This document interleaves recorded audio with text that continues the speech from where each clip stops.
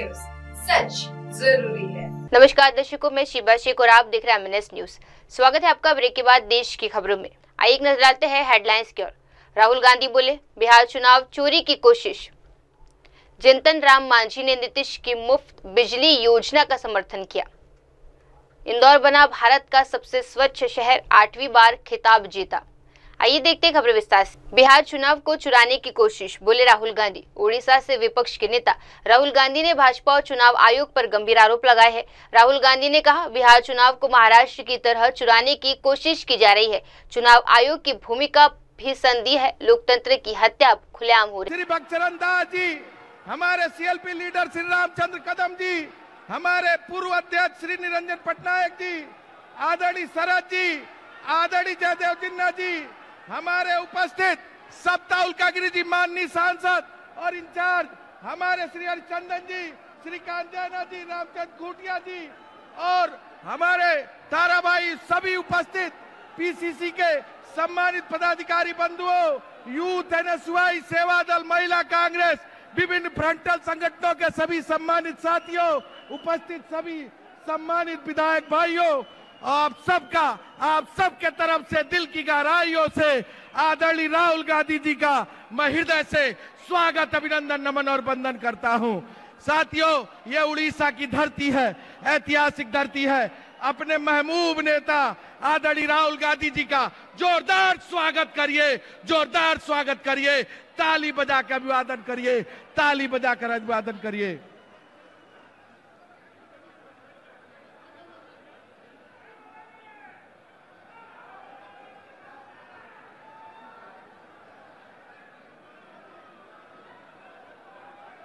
हमारे जिलाध्यक्ष जी Bhubaneswar, youth NSY, महिला कांग्रेस के तरफ से स्वागत हो रहा है। भैया जल्दी जल्दी, मुकीम भाई भी हैं, आपका भी बहुत बहुत स्वागत है। बहन जी, राहुल गांधी, आवाज नहीं आ रही है भैया, जरा दोनों हाथ उठा के बोलिए, राहुल गांधी। अब मैं बुलाना चाहूंगा स्वागत भाषण के लिए आदरणीय श्री भक्तचरण दास जी, जो यहाँ उड़ीसा प्रदेश कांग्रेस के अध्यक्ष हैं, आए और अपना उद्बोधन दे, स्वागत भाषण करें। आदरणीय भक्तचरण दास जी। राहुल गांधी जिंदाबाद, खड़गे साहब जिंदाबाद, केसरी वेणुगोपाल सर जिंदाबाद, पूरी ताकत से साथियों, राहुल गांधी जिंदाबाद। देश का नेता कैसा हो? राहुल गांधी जैसा हो। अब मैं आमंत्रित करूंगा प्रदेश कांग्रेस के अध्यक्ष आदरणीय भक्तचरण दास जी।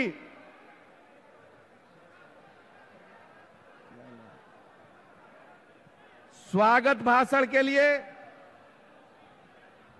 राहुल गांधी।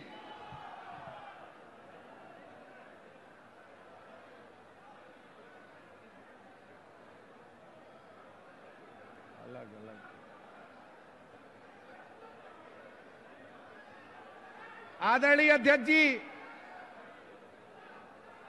आदरणीय प्रदेश अध्यक्ष श्री भक्तचरण दास जी, आइए और स्वागत उद्बोधन करिए।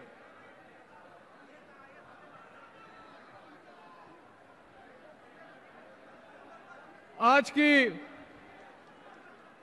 इस ऐतिहासिक संविधान बचाओ सभा में उपस्थित हमारे देश के वंचित लोगों के लिए, दलित आदिवासियों के लिए लड़ने वाले, जो गांव से लेकर इस देश के अनेक भूमिका में रहे हैं, रेल मंत्री तक रहे हैं और दलितों में एक आस्था और विश्वास की पैदा किए हैं। कांग्रेस पार्टी ने उनकी स्वाभिमान, सम्मान और लोगों के प्रति उनकी भावना को देखते हुए उनको राष्ट्रीय जिम्मेदारी श्रीमती सोनिया गांधी जी ने, राहुल गांधी जी ने दिया था और वो जितना निभा रहे हैं, आज तक कभी रुके नहीं। स्वास्थ्य खराब होने के बाद भी, हार्ट ऑपरेशन के 4 दिन बाद उन्होंने बिहार में प्रोग्राम किया था जब मैं इंचार्ज था, उसी स्थिति में गए थे। वो महान हम लोगों के नेता आदरणीय मल्लिकार्जुन खड़गे जी, कांग्रेस अध्यक्ष का मैं इस सभा में स्वागत करता हूं, अभिनंदन करता हूं। और इस सभा में भारत के जन जन के नेता, युवाओं के, विद्यार्थियों के प्रेरणा के स्रोत, श्रमिकों के साथ मिलकर लड़ाई करने वाले, किसानों की हक के लिए लगातार लड़ने वाले, हथरस से लेकर के चारों ओर जहां जहां महिलाओं का उत्पीड़न हुआ है, यहां तक कि निर्भया का केस में उन्होंने परिवार के लोगों को जो राहत पहुंचाया, निर्भया केस में इतिहास भूल नहीं सकता, और परिवार इस बात को जानता है। वो महान नेता, देश के भविष्य, जो शक्तिमान वास्तव में है। एक तो मोदी कहता है बहुत बड़ा Shaktimaan, ED, IT, election commission, न्यायालय, सारे संस्थानों को कमजोर करके अपना कब्जे में, जेब में रख के वो शक्तिमान दिखाता है। लेकिन मेरा नेता, इस जन जन के नेता, आप सबके नेता राहुल गांधी जी, जो कन्याकुमारी से कश्मीर तक अपनी भारत मां के गोद में पैदल चल के पूरा 4000 किलोमीटर चलते हैं और लोगों में विश्वास की स्थापना करते हैं, भय को लोगों को दिल से निकाल के फेंकते हैं। जिस तरह का आतंक और भय भारत जोड़ो यात्रा से पहले मोदी जी और उनके सरकार ने फैलाया था, उस सब को तोड़ के, दहाड़ के राहुल गांधी जी शक्तिमान की तरह, इस तरह से दहाड़ के दुनिया में सच्चाई बोल रहे हैं। वो महान लोगों के दिल में, दिमाग में बैठने वाले, जिनके लिए आप गांव गांव से, पूरे राज्य से यहां आए हो, वो मेरे नेता, आप लोगों के नेता, देश के भविष्य राहुल गांधी जी आप लोगों के बीच में आए हैं। मेरे पास शब्द नहीं है जिनके बारे में मैं जो जानता हूं मैं लोगों को कहता हूं, लेकिन यहां पर कह के आपका समय मैं लेना नहीं चाहता हूं। लेकिन आप ऐसे एक व्यक्ति जो भय से परे है, जरूरत से परे है, लोभ, लालच, माया, सारे चीजों की बंधन से मुक्त है, वो है राहुल गांधी। उनका मैं आप लोगों के बीच में उड़ीसा के धरती पर, जगन्नाथ जी के भूमि पर स्वागत करता हूं। जय जगन्नाथ, जय जगन्नाथ, जय जगन्नाथ। और हमारे बीच में बुला रहे हम सभी को साथ देते हुए हमारे संगठन के महासचिव वेणुगोपाल जी आए हैं, मैं उनको स्वागत करता हूं। और आज जो लड़ाई शुरू हुआ है, ये लड़ाई शुरुआत है।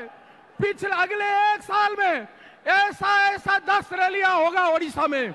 हमारे नेता लोगों से हम आग्रह करेंगे, विनती करेंगे, आएंगे और आपकी हौसला बनाएंगे, ओडिशा के जनता का विश्वास जीतेंगे और कांग्रेस ओडिशा के लोगों के साथ रह के काम करेगा और आपकी विश्वास अर्जन करेगा। नमस्कार, जय हिंद। बहुत बहुत धन्यवाद। अब मैं सीएलपी लीडर आदरणीय श्री रामचंद्र कदम जी को आहूत करूंगा कि आप आए और अपने विचारों को इस सभा को संबोधित करें।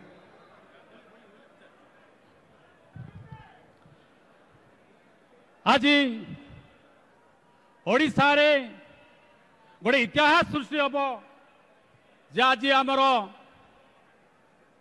बरमुंडा पड़िया रे विशाल समावेश रे आज आम मांगर प्रिय नेता जे कि लोकसभार विरोधी दल नेता श्री राहुल गांधी महोदय आसी।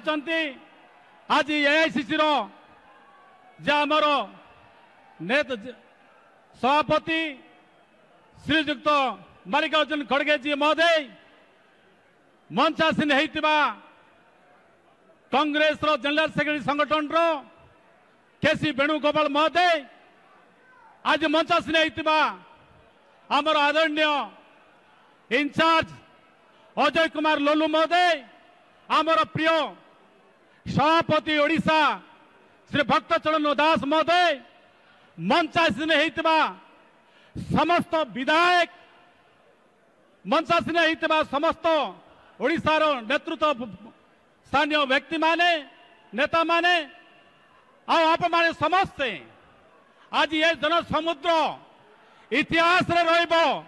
आज राहुल गांधी आज आछंती ओडिशार डबल इंजिन को आमे आज आमे समस्त शपथ लेबा आप जो समुद्र है आमे तांको आगामी दिन रे आमे शिखाई देबा पड़बो जे ओडिशा रे जो कांग्रेस आज विप्लव सृष्टि करछि आप मान समझ जानती।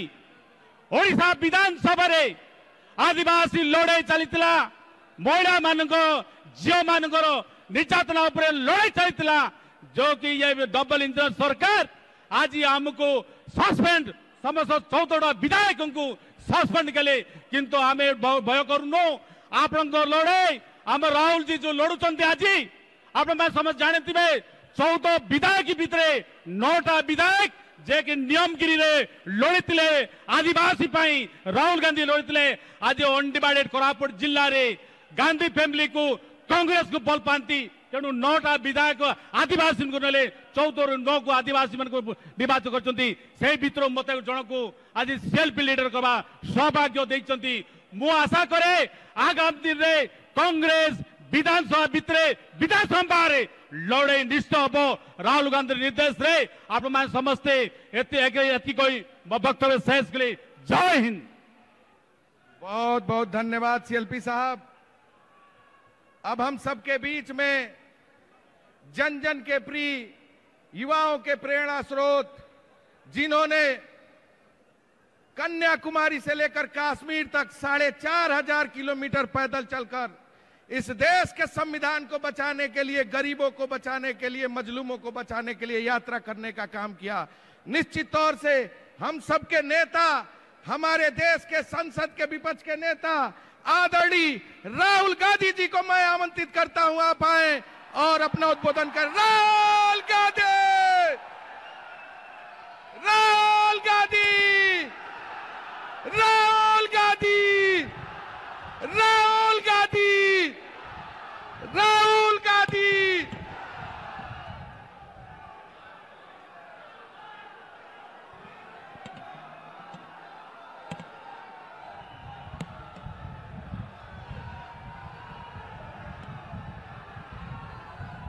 इसको ऑफ कर दीजिए।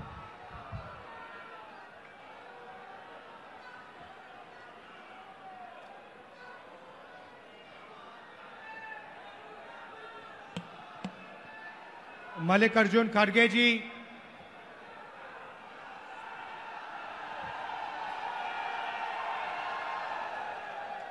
केसी वेणुगोपाल जी, अजय कुमार लल्लू जी, भक्त चरण दास जी, रामचंद्रन कदम जी, स्टेज पे कांग्रेस पार्टी के सीनियर नेता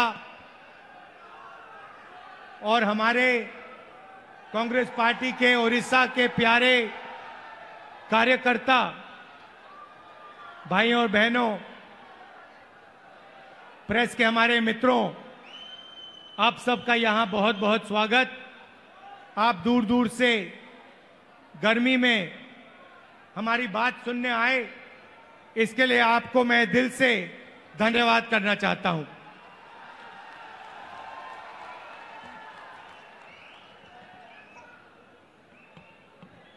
कांग्रेस पार्टी के कार्यकर्ता का मूड कैसा है? नहीं, सुनाई नहीं दिया मुझे। कैसा है मूड आपका?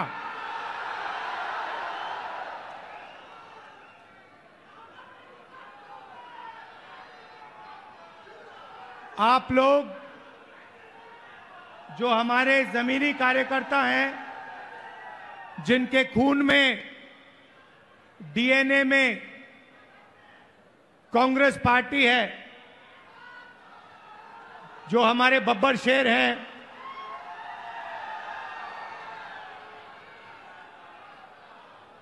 आप ओडिशा की जो जनता है उनकी रक्षा करते हो। ओडिशा की सरकार का सिर्फ एक काम है ओडिशा का जो धन है उसको ओडिशा की गरीब जनता से चोरी करने का काम है। आपकी सरकार सिर्फ यही करती है। पहले बीजेडी की सरकार ये करती आई, अब बीजेपी की सरकार यही काम कर रही है। एक तरफ ओडिशा की गरीब जनता, दलित, आदिवासी, पिछड़ा वर्ग, कमजोर लोग, किसान, मजदूर, और दूसरी तरफ 5-6 अरबपति और बीजेपी की सरकार, ये लड़ाई हो रही है। और इस लड़ाई में कांग्रेस पार्टी का कार्यकर्ता जो है वो ही इस लड़ाई को ओडिशा के, वही इस लड़ाई को ओडिशा की जनता के साथ मिलकर जीत सकता है और कोई नहीं जीत सकता है। भाइयों और बहनों, बीजेपी पूरे देश में संविधान पर आक्रमण कर रही है।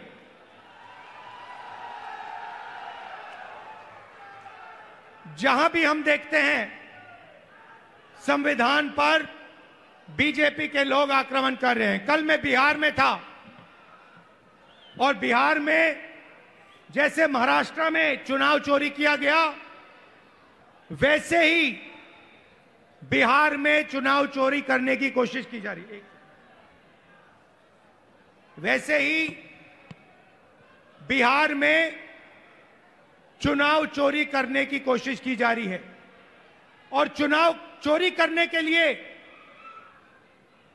इलेक्शन कमीशन ने नई साजिश शुरू की है। इलेक्शन कमीशन बीजेपी का अंग का काम कर रहा है, अपना काम नहीं कर रहा है। महाराष्ट्र में लोकसभा और विधानसभा के बीच में 1 करोड़ नए वोटर आ गए। आज तक किसी को नहीं मालूम ये वोटर कौन थे और कहां से आए। हमने इलेक्शन कमीशन से एक बार नहीं अनेक बार कहा है, आप हमें वोटर लिस्ट दीजिए, आप हमें वीडियोग्राफी दीजिए। इलेक्शन कमीशन नहीं देता है और जो चोरी महाराष्ट्र में हुई वही चोरी फिर से ये लोग बिहार में करने जा रहे हैं। कल मैं बिहार गया, इंडिया गठबंधन के नेताओं के साथ हमने कहा कि बिहार में हम इलेक्शन कमीशन को बिहार का चुनाव चोरी नहीं करने देंगे, बीजेपी को चुनाव नहीं चोरी करने देंगे। भाइयों और बहनों,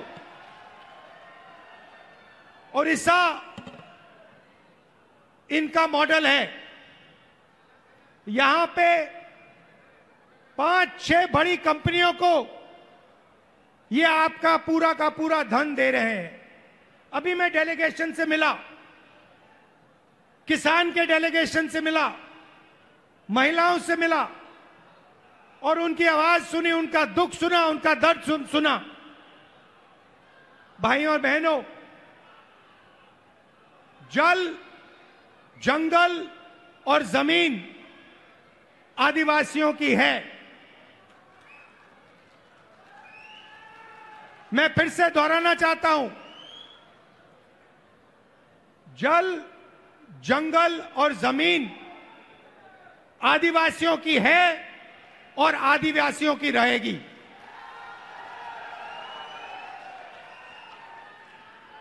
यहां पे आदिवासियों को बिना पूछे जमीन से हटा दिया जाता है, पैसा कानून लागू नहीं किया जाता है, आदिवासियों को पट्टा नहीं दिया जाता है। ये जमीन उनकी है, जल उनका है, जंगल उनका है और कांग्रेस पार्टी पैसा कानून लाई, ट्राइबल बिल लाई और इन कानूनों को हम लागू करके दिखाएंगे और आदिवासियों को उनकी जमीन वापस दिलवाएंगे। विकास, भाइयों और बहनों, विकास 2-3% के लिए नहीं होता है। विकास 2-3 अरबपतियों के लिए नहीं किया जाता है। विकास उड़ीसा की जनता के लिए किया जाना चाहिए, गरीब लोगों के लिए किया जाना चाहिए, किसानों के लिए किया जाना चाहिए। यहां की सरकार 24 घंटा आपका धन, आपका जंगल, आपकी जमीन आपसे छीनती है, आपको जमीन से हटा देती है, आपको सही मुआवजा नहीं देती है, आपको धमकाती है, आपको डराती है। और मैं यहां स्टेज से कहना चाहता हूं, हमारे आदिवासी भाई हो, हमारे किसान हो, हमारे मजदूर हो, जिन पर भी सरकार आक्रमण कर रही है, जिनके खिलाफ अत्याचार हो रहा है, उनके साथ कांग्रेस पार्टी के सारे नेता खड़े मिलेंगे। मैं खड़ा मिलूंगा। और मैं आपसे कह रहा हूं कि जो आपका पट्टा है वो आपको कांग्रेस पार्टी दिलाएगी। अंत में कांग्रेस पार्टी ये काम करेगी। नरेंद्र मोदी जी एक नई योजना लाए थे। पूरे देश में उन्होंने फसल बीमा योजना, एक नई योजना लागू की थी। उन्होंने कहा था कि जब किसानों को मुश्किल होगी, तूफान, ओले से उनका नुकसान होगा, तो ये नई योजना उनकी मदद करेगी। और उन्होंने क्या किया? उन्होंने आपसे पैसा लिया, गरीब जनता से, गरीब किसानों से पैसा लिया प्रधानमंत्री बीमा योजना के लिए, सरकारों से पैसा लिया, सेंट्रल गवर्नमेंट से पैसा लिया, और वो पैसा उन्होंने उन्हीं 3-4 बड़ी कंपनियों को दिलवाया। आज सच्चाई ये है कि जब आंधी आती है, तूफान आता है, ओला गिरता है, किसान को मुआवजा नहीं मिलता। हजारों करोड़ रुपए नरेंद्र मोदी जी ने किसानों का पैसा, स्टेट सरकारों का पैसा, यूनियन दिल्ली की सरकार का पैसा उठाकर इन कंपनियों को दिया। मगर ये कंपनियां जब आपका नुकसान होता है, आपका पैसा वापस आपको नहीं देती हैं। यह सच्चाई है। और उड़ीसा के किसी भी किसान से आप ये पूछ लीजिए, जहां भी यहां पे नुकसान होता है, आंधी आती है, तूफान आती है, आप जाके पूछिए, किसान से पूछिए, क्या आपको बीमा योजना का पैसा मिला? और एक आवाज से उड़ीसा के सारे किसान आपको जवाब देंगे कि हमें पैसा नहीं मिला, हमारा पैसा चोरी किया गया, हमारा पैसा बीमा योजना में हमें नहीं मिलता है। मैंने शुरुआत में कहा कि एक कॉन्स्टिट्यूशन के खिलाफ, संविधान के खिलाफ आक्रमण है। संविधान गरीबों की रक्षा करता है, संविधान किसानों की रक्षा करता है, मजदूरों की रक्षा करता है। संविधान में कहीं नहीं लिखा है कि यह देश अदानी का है, अंबानी का है, अरबपतियों का है। यह आप संविधान खोल के देखिए, इसमें लिखा है कि यह देश हर नागरिक का है, इसमें हर व्यक्ति को एक वोट मिलेगा। जमीन इस देश की है, गरीब जनता की है, किसानों की है, किसी एक अरबपति की नहीं है। मगर जहां भी हम देखते हैं, चाहे वो उड़ीसा हो, छत्तीसगढ़ हो, जहां भी हम देखते हैं, एक नाम दिखाई देता है, अदानी, अदानी, अदानी, अदानी।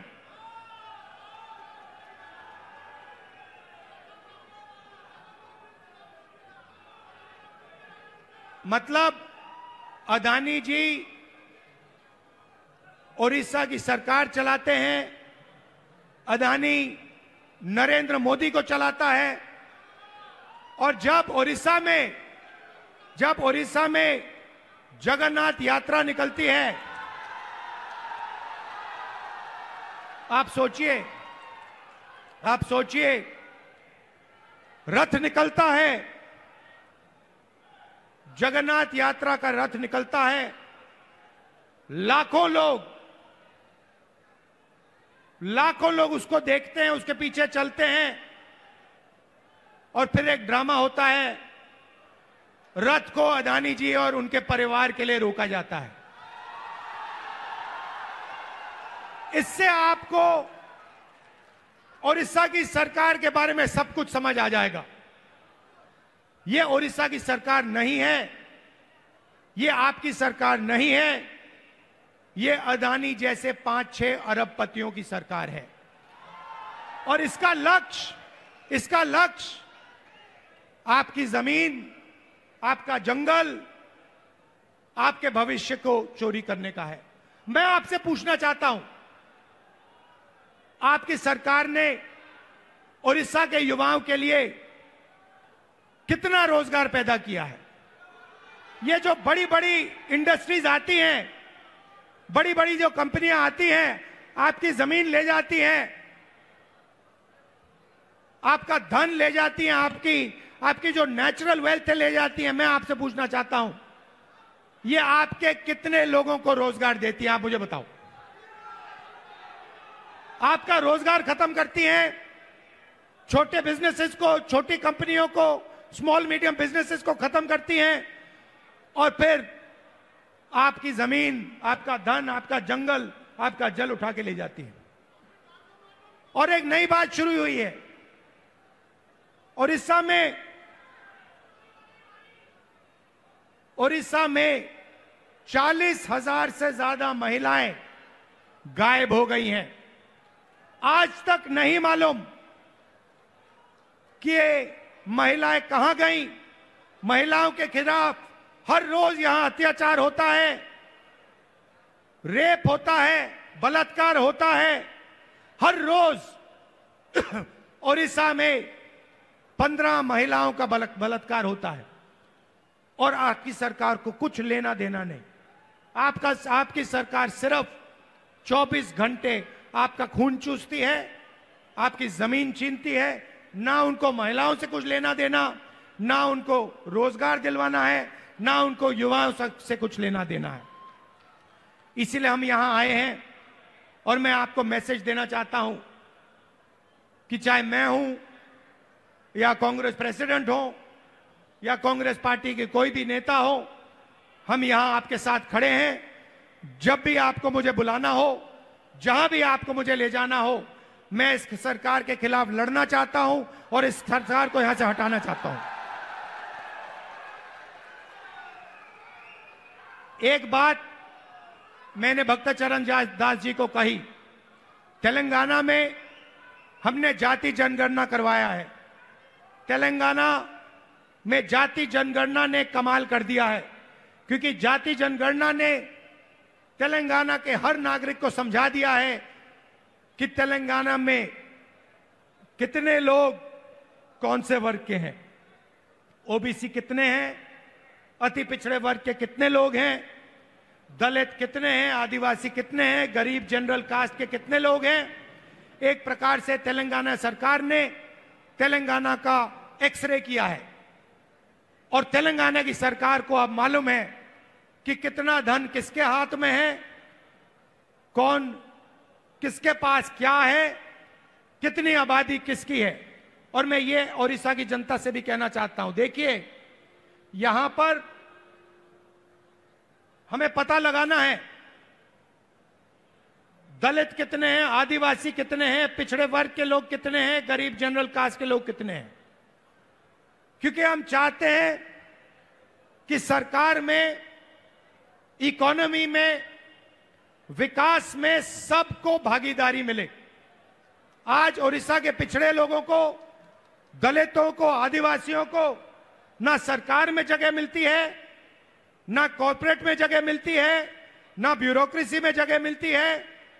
ये जो 5-6 कंपनियां आप पर राज कर रही है, मैं आपसे पूछना चाहता हूं, इनके मालिकों में कितने पिछड़े वर्ग के लोग हैं, इनकी मैनेजमेंट में कितने पिछड़े लोग के वर्ग हैं, कितने दलित हैं, कितने आदिवासी हैं, कितने गरीब जनरल कास्ट के लोग हैं। आपको एक नहीं मिलेगा। इसीलिए मैंने भक्तचरण दास जी से, लालू जी से कहा है कि पूरा दम लगा के आप उड़ीसा की जनता को समझाइए कि सबसे पहला काम जाति जनगणना है, और अगर हमें उड़ीसा में बदलाव लाना है तो जाति जनगणना हमारा औजार है, क्योंकि जाति जनगणना से दलितों को, पिछड़ों को, आदिवासियों को, गरीब जनरल कास्ट के लोगों को अपनी सच्ची शक्ति समझ आएगी। और जिस दिन इनको अपनी सच्ची शक्ति समझ आ गई, उस दिन ये सरकार को गिरा के फेंक देंगे। भाइयों और बहनों, आखिरी बात मैं कहना चाहता हूं, बीजेपी की सरकार ने ड्राइवर्स एसोसिएशन और यूनियन से पर पूरा दबाव डाला कि वो इस मीटिंग का समर्थन नहीं किए। उन्होंने पूरा दबाव डाला, धमकाया और डराया ड्राइवर यूनियन को, एसोसिएशन को, कि यहां पे इस मीटिंग में कांग्रेस पार्टी का समर्थन नहीं कीजिए और इस मीटिंग को डिसरप्ट करने में मदद कीजिए। और मैं यूनियन को और एसोसिएशन को धन्यवाद करना चाहता हूं कि आपने इस मीटिंग का समर्थन किया। और मैं इस स्टेज से कहना चाहता हूं कि सरकार को ड्राइवर एसोसिएशन और यूनियन की आवाज सुननी चाहिए और जो उनकी जेन्युइन डिमांड है उन्हें पूरा करना चाहिए। एक बार फिर मैं आप सबका दिल से धन्यवाद करना चाहता हूं। आप यहां आए, इतनी गर्मी में आए और आपने इतने प्यार से मेरी बात सुनी। कांग्रेस पार्टी के कार्यकर्ता से कहना चाहता हूं, देखो आप लोग बब्बर शेर हो, आपको किसी से नहीं डरना है। आप टाइगर हो, आपको किसी से नहीं डरना है। आप आगे बढ़ो, आपके खून में कांग्रेस पार्टी की विचारधारा है, गांधी जी की विचारधारा है, संविधान की विचारधारा है। जाओ, लड़ो और इस सरकार को बदलो। धन्यवाद, नमस्कार, जय हिंद। धन्यवाद। अब मैं आमंत्रित करूंगा भारतीय राष्ट्रीय कांग्रेस के माननीय अध्यक्ष, देश में संसद में, राज्यसभा में विपक्ष के नेता आदरणीय मल्लिकार्जुन खड़गे जी से कि आप आए और अपना यशस्वी उद्बोधन करें। आदरणीय अध्यक्ष जी श्री मल्लिकार्जुन खड़गे जी।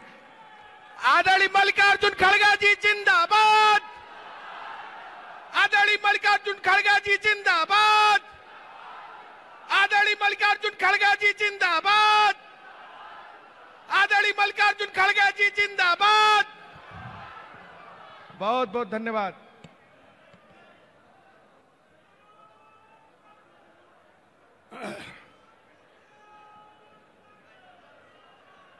संविधान बचाओ,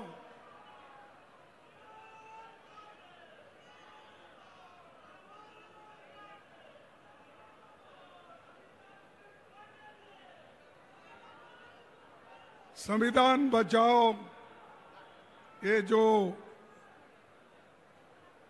सभा है, इसमें उपस्थित और अभी हमारे नेता राहुल गांधी जी ने जो बात की है, उनको मैं अपने पार्टी के ओर से उनका स्वागत करता हूं। इसी मंच पर बैठे हुए केसी वेणुगोपाल जी, अजय कुमार, लालू जी, भक्त चरण दास जी, रामचंद्र कदम जी, निरंजन पटनायक जी, प्रसाद हरिचंद्र जी और श्रीकांत जेना जी, जयदेव जेना जी और सप्तगिरी उल्का जी, शाहनवाज चौधरी जी और इस मंच पर बैठे हुए सारे मेरे भाइयों और दूर दूर बैठे हुए मेरे माताएं, बहनें किसान भाइयों, आदिवासी बंधुओं, दलित बंधुओं और मीडिया के मेरे दोस्तों, ओडिशा एक बहुत बड़ा महत्व रखने वाला राज्य है। सबसे पहले मैं हमारे महान नायक उत्कलमणि गोपबंधु दास जी को नमस्कार करता हूं।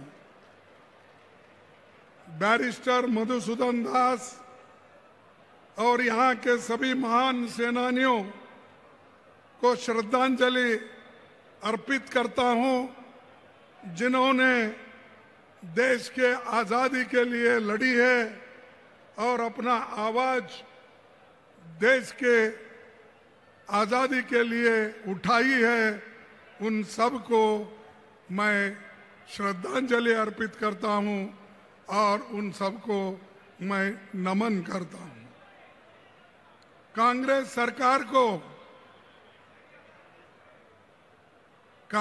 सरकार यहां पर जब थी और केंद्र में जब थी, तब यहां पर प्रदीप पोर्ट,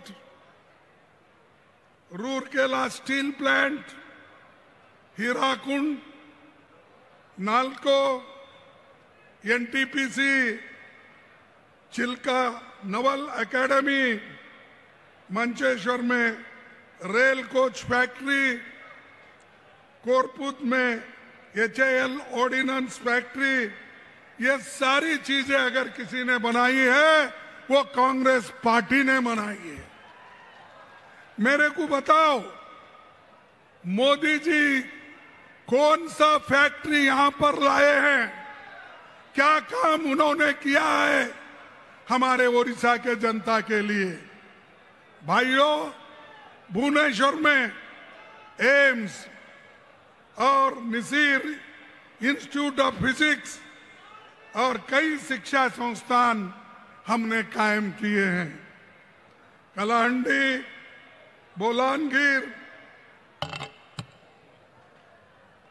बोलानगिर और कुर्तापूत केबी के जिलों में ट्रांसफॉर्मेशन की योजना बनाई है। नेहरू जी के प्रधानमंत्री काल में भुवनेश्वर को अगर राजधानी किसी ने बनाई, वो पंडित जवाहरलाल नेहरू जी ने बनाई। ये कोई नहीं थे। आज जो बीजेपी को लोग उड़ उड़ के बात करते हैं, इनका कंट्रीब्यूशन भुवनेश्वर के लिए, ओडिशा के लिए जीरो है। जीरो है ना? अरे ये बगैर काम करे मुफ्त में प्रचार लेना चाहते हैं, लेकिन हम लोग ओडिशा के जनता के साथ खड़े होकर ओडिशा के लिए कांग्रेस ने काम किया और आज इसी वजह से ओडिशा में इतने बड़े बड़े पब्लिक सेक्टर आए। लेकिन मोदी जी कोई काम न करते हुए आपने जो कमाया था और कांग्रेस पार्टी ने जो दिया था, उस सब को मोदी बेच रहा है। एयरपोर्ट बेच रहा है, माइंस बेच रहा है, जंगल काट रहा है, जमीन बेच रहा है और पानी भी दूसरों को दे रहा है। अभी जैसा राहुल जी ने कहा, जंगल, जमीन, जल, ये सभी मोदी जी अपने मित्रों को दे रहा है। लेकिन यहां की सरकार अब की नींद कर रही है, पहले की भी नींद कर रही थी। अरे हम तो वैसे लोग हैं, काम करके दिखाते हैं, सिर्फ नाम के नहीं हैं हम। यहाँ के लोगों के प्रगति के लिए, उन्नति के लिए बहुत कुछ काम कांग्रेस ने की है। लेकिन मैं एक चीज आपको बताना चाहता हूं, 55 साल हमारी गवर्नमेंट थी केंद्र में 160 पब्लिक सेक्टर्स हमने बनाया। कितने बनाया? 160। और 160 में उन्होंने अब तक कम से कम 23 पब्लिक सेक्टर्स, बड़े कारखाने मोदी ने बेच डाला। मोदी का काम यही है, कमाओ आप, खर्च करेंगे हम, बेचेंगे हम, खाएंगे हम। तो इसीलिए इनको सबक सिखाना जरूरी है। और जब तक मैं ये कहना चाहता हूं, अगर ओडिशा कांग्रेस को जीत दिलाएगी तब पूरे हिंदुस्तान में कांग्रेस का राज्य बनेगा, यह आप ध्यान में रखिए।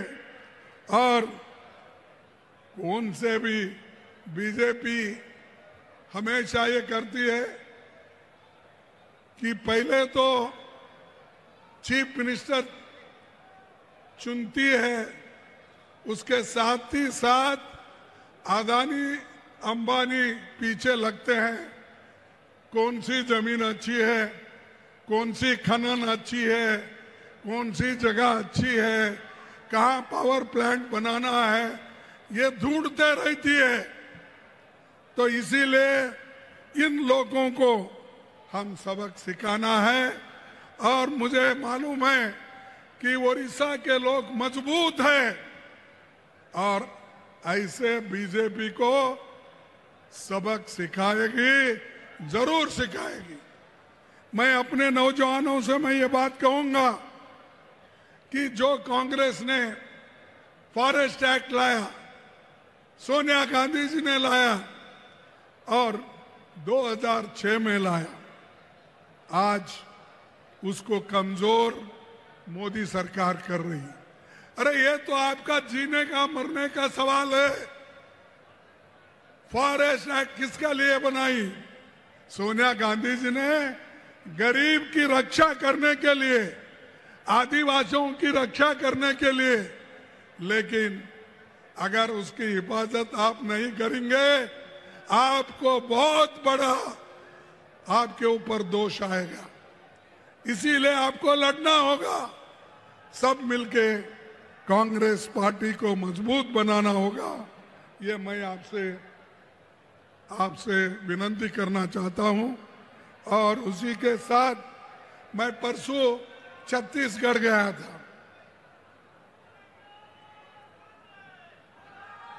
मैं छत्तीसगढ़ गया था, वहां भी यही है, जितने भी आदिवासी के लोगों के जमीन है, जंगल है, वो काटने शुरू किए हैं।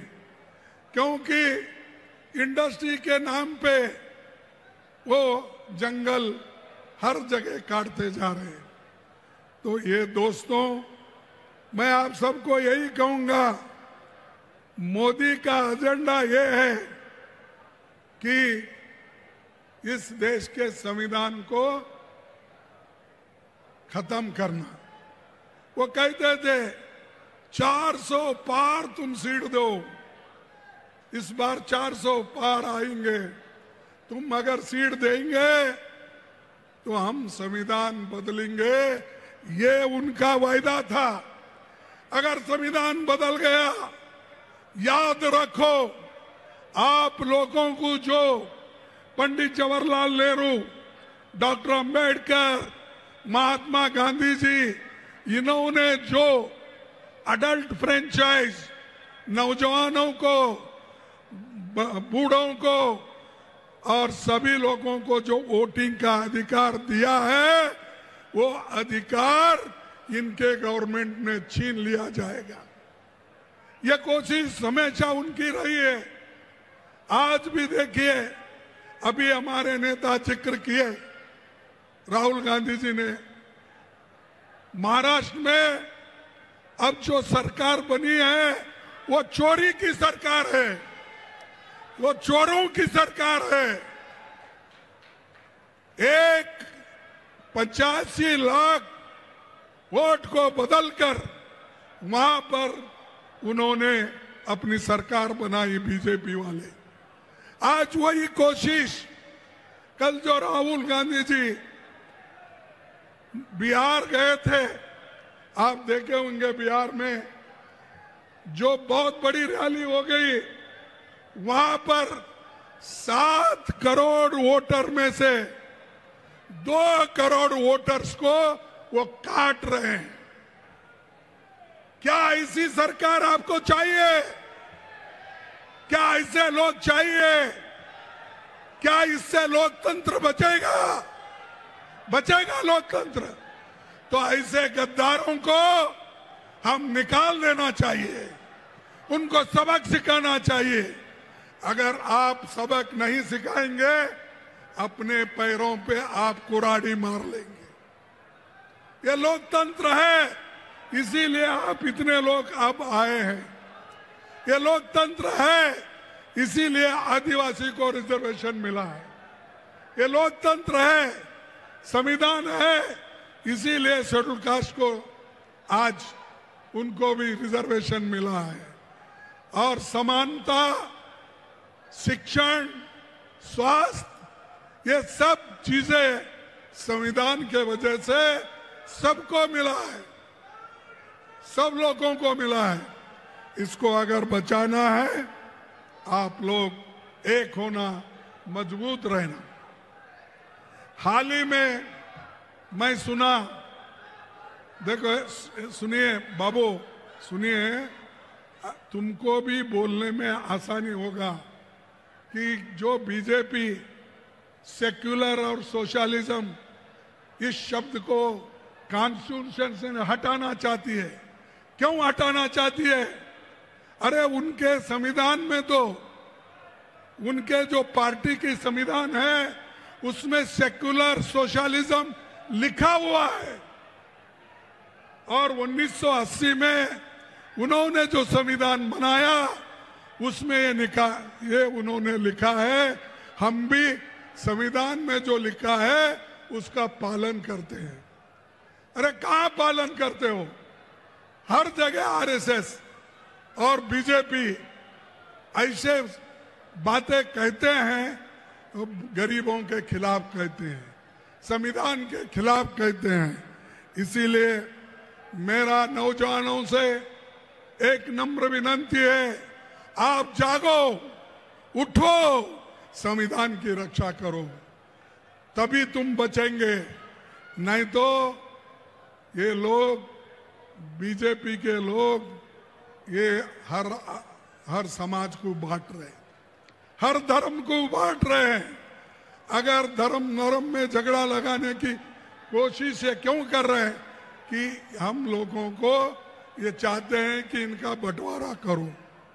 भाइयों, हम तो संविधान बचाने के लिए आए हैं। और राहुल गांधी जी भारत जोड़ो यात्रा उन्होंने कन्याकुमारी से कश्मीर तक की। क्यों किया? कि उन्होंने इस संविधान को बचाने के लिए, देश को एक करने के लिए उन्होंने किया। मणिपुर से बंबई तक उन्होंने पद यात्रा की। वो क्यों किया? कि संविधान को बचाने के लिए, न्याय दिलाने के लिए। अगर आप लोग इसमें शामिल नहीं होंगे तो बहुत बड़ा नुकसान हम लोगों का होगा, उनका नहीं। इसीलिए भाइयों, मैं आपसे यही कहूंगा कि आज मोदी हमेशा ईडी, सीबीआई, इनकम टैक्स, ये सब चीजें करने का काम कर रही है, लेकिन आपको डरना नहीं है। आप डरेंगे तो मरेंगे, आप डरेंगे तो मरेंगे। अगर आपको जीना है तो डरना नहीं, काम करना है। उसी के साथ मैं आपको यहाँ पर एक बात कहने आया हूँ, जो अब राहुल जी आवाज उठाए थे। अब सुप्रीम कोर्ट ने भी डायरेक्शन दिया है। सुप्रीम कोर्ट ने क्या डायरेक्शन दिया है? पहले वोटर लिस्ट बनाते वक्त वहां पर Aadhaar card, voter ID card, ration card ये वो नहीं लेना चाहते थे, लेकिन सुप्रीम कोर्ट ने बोला कि आधार कार्ड भी चलेगा, राशन कार्ड भी चलेगा, किसी इस डॉक्यूमेंट को आप लिस्ट में डालो और लिस्ट में डालकर वोटर लिस्ट बनाइए। भाइयों, आप तमाम लोगों को मैं एक बात कहना चाहता हूं, मोदी जी कितने झूठ बोलते हैं, बीजेपी कितनी झूठ बोलती है। उन्होंने ये जो हिंदुस्तान पाकिस्तान का युद्ध हो रहा था,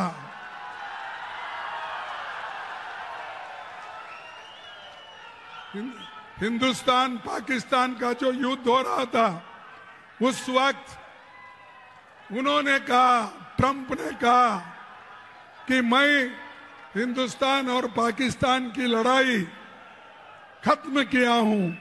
मैं उनको कहा हूं कि ये लड़ाई बंद करो, उन्होंने फौरन बंद किया। ऐसा ट्रंप 16 बार बोले, मोदी उसको कुछ भी उत्तर नहीं दिए। और क्यों नहीं दिए? उनके पास ट्रंप के खिलाफ बोलने की हिम्मत नहीं थी। जब उनके पास हिम्मत नहीं है, ऐसे लोग देश की हुकूमत नहीं कर सकते। जिसके पास ताकत नहीं, जो आदमी ताकत से नहीं लड़ता, उस आदमी को इस देश के ऊपर, जिस देश का रक्षण करने की हिम्मत नहीं है, उनको हम कभी लीडर नहीं मानेंगे। और दूसरी बात, यहां पर जो मोदी जी ने बहुत सी बातें करके गई, अभी भी करते हैं कि भाई डबल इंजन सरकार आई है। डबल इंजन सरकार क्या है भाई? कौन सा काम कर रहे हैं? अरे डबल इंजन की सरकार तो अदानी को जमीन दे रही है, पीयूसी बेच रही है, सब चीजें अमीरों के लिए हैं, इस ओडिशा के गरीबों के लिए कुछ नहीं है।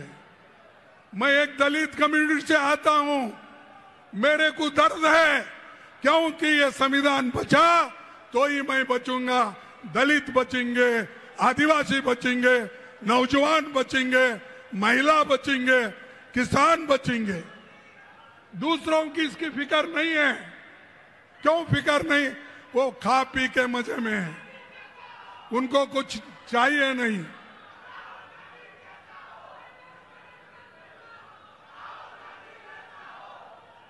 अरे जरा चुप बैठो भाई, बाद में तुम्हारा जोश दिखाओ। इलेक्शन आ रहे हैं नजदीक, उस इलेक्शन में अगर जीत के आए तो हम आपके ऐसे 100 ललकार सुनेंगे। थोड़ा पहले सुनने का सीखो भाइयों। और एक बात आपको ये कहूंगा कि राहुल जी मणिपुर गए तो मोदी क्यों नहीं गए भाई? मोदी क्यों नहीं गए? आज तक नहीं गए।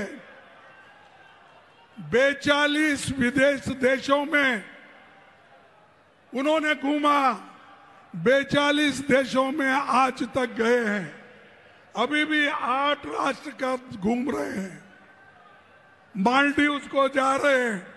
अरे ये सब देशों को आप जा सकते हो, क्यों मणिपुर नहीं जाते? वहां रेप हो रहे हैं, घर जलाए जा रहे हैं, बच्चों की शिक्षा नहीं है, स्कूल बंद है, ये सब हो रहा है। मोदी उधर पैर नहीं रख रहे। इतने जहाज है उनके पास, क्या उनको 1-2 घंटे टाइम नहीं मिलता?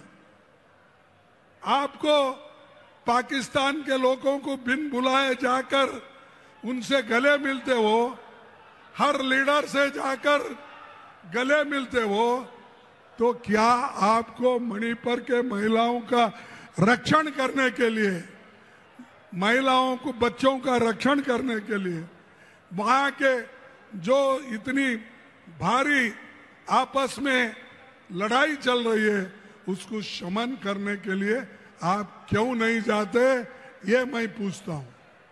लेकिन उनको देश के बारे में हमदर्दी नहीं है, उनको सिर्फ गले में मेरे को कौन बुलाकर कौन वो उनका देश का हार डालेगा, किस देश में जाके मैं वो सर्वोच्च पद लेऊं, इसमें ज्यादा उनका ध्यान है।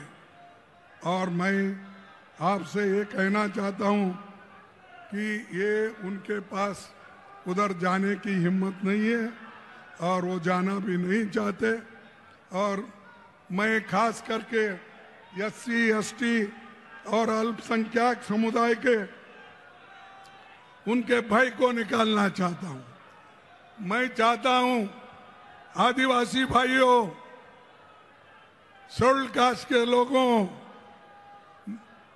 किसान के जितने भी लोग हैं और युवक हैं, आपको लड़ने का सीखना चाहिए, आप लड़ना चाहिए। और मैं यही कहीं दलित लोगों से भी कहूंगा, आदिवासियों से कहूंगा कि तुम अगर लड़ेंगे नहीं तो तुम निश्चित रूप से मरेंगे। तुमको दबाने वाले लोग हैं, तुमको दूर रखने वाले लोग हैं, मनुस्मृति को लाके तुमको मंदिर से दूर रखते हैं, तुमको हर देवल से दूर रखते हैं। मैं हाल में सुना यहाँ पर जो एक हालात हो गई,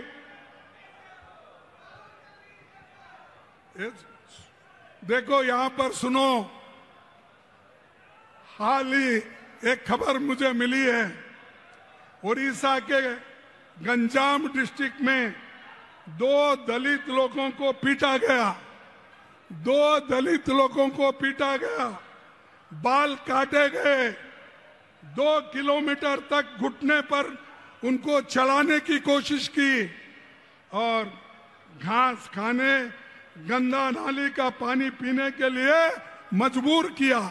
क्या ये चाहते हैं? अरे इसके ऊपर अब जोर लगाओ, कहो, लड़ो। वो छोड़कर अगर हम छोटी मोटी बात करते नहीं तो मर जाएंगे। ये लोगों को, दलितों की हालत बीजेपी सरकार में है, यहाँ के सरकार में है। हमारी पार्टी लड़ रही है, हमारी पार्टी सत्याग्रह कर रही है, हमारी पार्टी हर जगह एजिटेशन कर रही है, लेकिन सरकार सो गई है। सरकार को उठाना होगा, जो चाहे उस मंत्र से उठाओ, तभी वो उठेंगे। और शेड्यूल कास्ट की हालत अगर उड़ीसा में ऐसी है तो आप ध्यान में लो, कल के दिन किसी और जगह ऐसा ही होगा। भाइयों, एक ऑफिसर को भी बीजेपी वालों ने मारा। अरे ऑफिसर को मारते हैं, दलितों को मारते हैं। अगर ये चीज यहाँ पर चलते गया तो कोई गरीब नहीं बचेगा, कोई दलित नहीं बचेगा। इसीलिए आपको ठीक ढंग से काम करना है। मैं एक रिपोर्ट पढ़ा, विधानसभा 29 मार्च 2025 को यहाँ के उपमंत्री ने विधानसभा में एक स्टेटमेंट दिया है। 11 महीने में 28,000 महिलाओं पर और बच्चों पर अत्याचार हुए। कितने? 11 महीने में 28,000 महिलाओं और बच्चों पर अत्याचार हुए। इसके खिलाफ लड़ो। ये लड़े तो ही हमारे लोग जागृत हो गए। महिला जागृत होगी, लड़ने की शक्ति आ जाएगी। तो इसीलिए आप सभी लोग, चाहे वो Gopalpur bridge Ganga gang rape हो, चाहे वो हमारे फैक्ट फाइंडिंग कमेटी कांग्रेस की भेजे थे, वो रिपोर्ट भी आया है, हम देखेंगे। उसके बाद में सदन में भी इस बात को हमारे लोग उठाए हैं और आने वाले दिनों में भी इसके बारे में ज़्यादा से ज़्यादा लोग ये सवाल को उठाएंगे। और एक मैं खास करके कहना चाहता हूँ, यहाँ पर कमीशन खोरी बहुत है। अरे सैंड बेचते हैं, फॉरेस्ट बेचते हैं, हर चीज बेचने का, कमीशन खाने का।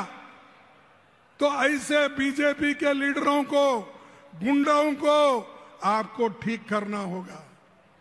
जैसा ठीक करना है वैसा ठीक करो। आप कहेंगे ठीक करे तो हमको जेल में डालेंगे, जेल में डालेंगे तभी तो आप लोग लड़ते रहना है अपने हकूक के लिए। जब आजादी के लिए हमारे लोग, लाखों लोग जेल गए, फांसी पे चढ़े, अपने बच्चों की जब स्कूल बंद कर दिए तो क्या वो नहीं लड़े? किनके लिए लड़े? क्या ये अपनी हिफाजत के लिए, अपने हकूक के लिए आप इन गुंडों के साथ लड़ नहीं सकते? लड़ना बोले तो मैं रोज उठ के मारा मारी करो वो नहीं बोलता। लड़ना जो बापू ने हमको सिखाया है, सत्याग्रह करना, एजिटेशन करना और सब लोग मिलके काम करना। तो मैं जो अभी याद किए, राहुल गांधी जी ने भगवान जगन्नाथ की रथ यात्रा तक सरकार ने लापरवाही की। वो उसमें 3 श्रद्धालु मर गए, 50 से अधिक लोग घायल हो गए और रथ भी 2 दिन ठहरा। अमीर आने तक उसको खींचना नहीं। क्या अमीर के लिए भगवान बना है? क्या अमीर के लिए ही जगन्नाथ है? अरे भाई, भगवान सबके लिए होता है। और आज ये भगवान के नाम में भी लूट रहे हैं। ये बीजेपी का काम यही है। भगवान का राम नाम सत्य है ये बोलते हैं और उनका काम क्या है? मुख में राम, बगल में छुरी। मुख में राम, बगल में छुरी। अरे ये बीजेपी का काम है, इनको हमको छुड़ाना है।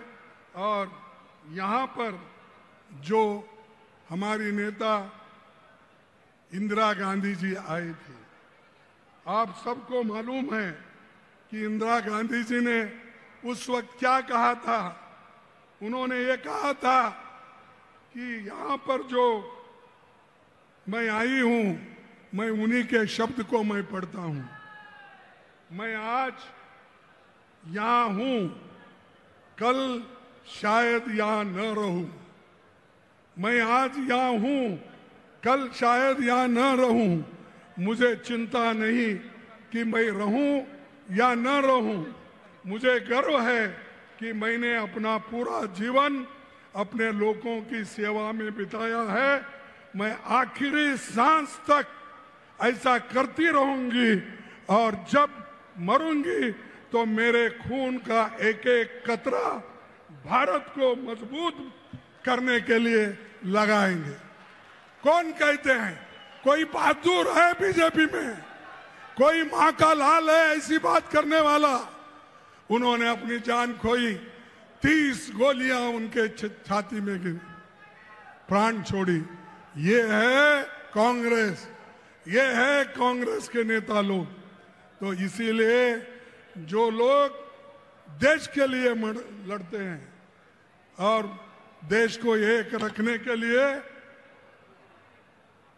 हमारे राजीव गांधी जी अपनी जान खो दिए, इंदिरा गांधी जी दी, और देश के उसूलों के लिए महात्मा गांधी जी दिए। बताओ मेरे को, बीजेपी में, आरएसएस में ऐसा कोई नेता है कोई नेता? और तुम हमको सिखाते हो। तो भाइयों, मैं आपसे ये विनंती करके अपनी बात को समाप्त करूंगा। राहुल जी भी वही काम आज कर रहे हैं देश के लिए और एकता रखने के लिए, और एकता हम रखेंगे और एकता के लिए हम लड़ेंगे, मरेंगे, सब कुछ करेंगे। तो अफसोस है आज की सरकार हमारे प्रधानमंत्री सिर्फ प्रचार करने के लिए हर जगह जाते हैं। अरे भाई, वहां पहलगांव में और हमारे दूसरे जगह हमारे जो मीटिंग हो रहे हैं, उन मीटिंगों में मोदी नहीं आते,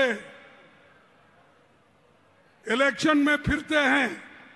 अरे जिसको देश की चिंता नहीं है वही ऐसी काम करता है। इसलिए आप लोगों को गौर से सुनना है, काम करना है।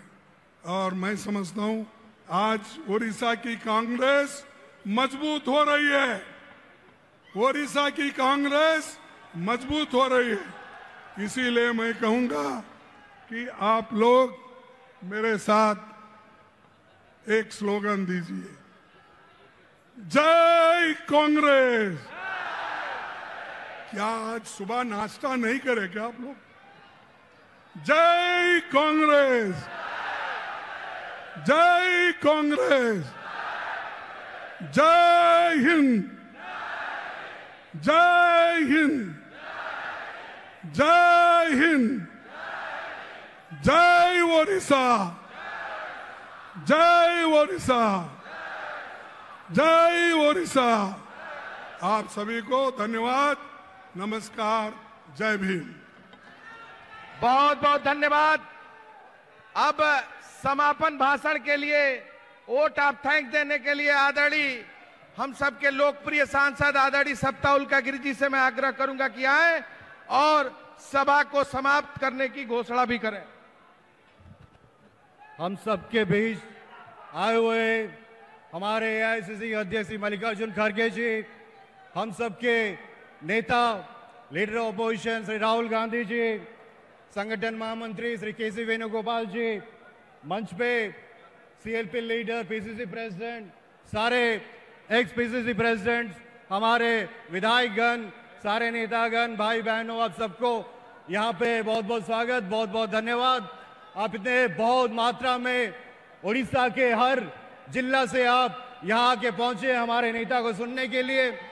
राहुल जी जवाब बोले कि महाराष्ट्र हरियाणा में इलेक्शन चोरी किया है, हमें लगता है उड़ीसा में भी इन्होंने चोरी किया है। बिल्कुल चोरी किया है। मुख्यमंत्री जब जाते हैं 5000 लोग भी जमा नहीं होते हैं।